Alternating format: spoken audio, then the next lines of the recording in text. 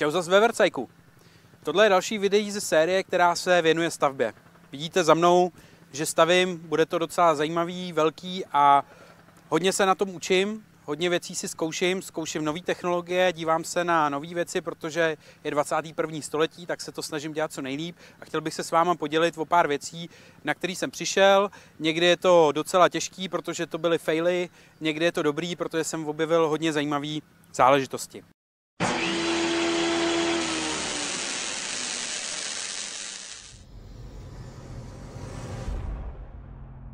To, co vám chci ukázat dneska, je aspoň pro mě úplně nový styl ztraceného bednění, nebo to, čemu se říká ztracený bednění.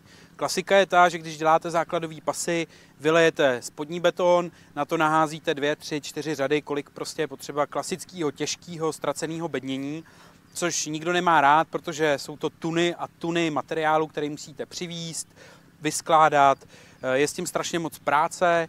Potom se do toho musí dát roxory, jsou tam nějaký limity na vylejvání třeba do vejšky. No a já jsem hrozně dlouho přemýšlel o alternativě, až jsem objevil tohle a je to v podstatě ztracený bednění nebo bednění vyrobený na míru z polystyrénu.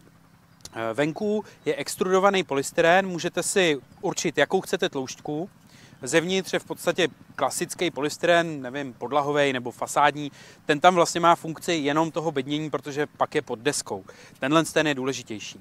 Spojený to je, na rozdíl od takových těch vylejvaných nebo lisovaných tvarovek polystyrénových, závitovejma tyčema a kotvama, který prostě se používají klasicky na zateplováky.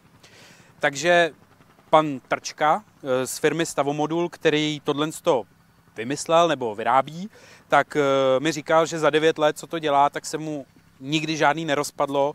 Já to musím potvrdit, máme to zalitý, úplně v pohodě, drží to jako čert. I když chlapík z Mixu mě varoval, že prej se to rozstřelí, že to nemáme dělat pumpou, tak vůbec, fungovalo to skvěle. Hrozně dlouho jsem to propočítával a snažil jsem se dobrat toho, nakolik tohle se vyplatí, jestli to je dražší nebo hodně dražší, nebo naopak levnější než ta varianta z klasického ztraceného bednění. A musím říct, že ve finále jsem přesvědčený, že to je 0 od 0 pojde. Akorát tohle má oproti ztracenému bednění klasickému strašně moc výhod. Tak za prvé, tohle vám vyrobí na míru.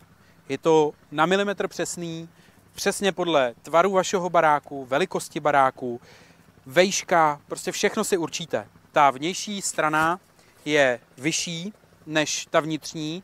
Moje deska má mít podle projektu 15 cm, to znamená o 15 centiáků je tohle nižší. A já vlastně po usazení do betonu, což vyžaduje opravdu přesnost, je jediná věc, která je trošku jiná než u toho ztraceného bednění betonového, kdy prostě klasicky to tam lidi naflákají tak nějak, jak to vyjde, protože stejně pak se kolem ještě šaluje prknem, který se dělá na přesno. Tady ne, tady vlastně tuhle přední část používáte zároveň jako vrchní šalování. Použil jsem laser, měl jsem docela přesný i ten podkladový beton, takže úplně bez problémů. Takže kdybych měl shrnout ty výhody tohohle z toho a proč jsem se ve finále proto rozhodl, i když na první pohled ta investice byla větší. Za prvý, manipulace s tím je strašně jednoduchá. Oproti několika tunám ztraceného bednění tohle jako neváží nic, prostě se s tím krásně pracuje. Jsou to velký 1,20 m dlouhý bloky, které se skládají, takže ta práce jde opravdu strašně rychle od ruky. Ukládá se to klasicky do betonu, nebo když to máte hodně přesný, můžete i na pěnu a třeba si to nějak jako vyklínovat, pak trošku obsypat. Druhá věc je, nemusel jsem šalovat. To je další práce ušetřená, třeba půl den nebo minimálně den práce a nějaký materiál.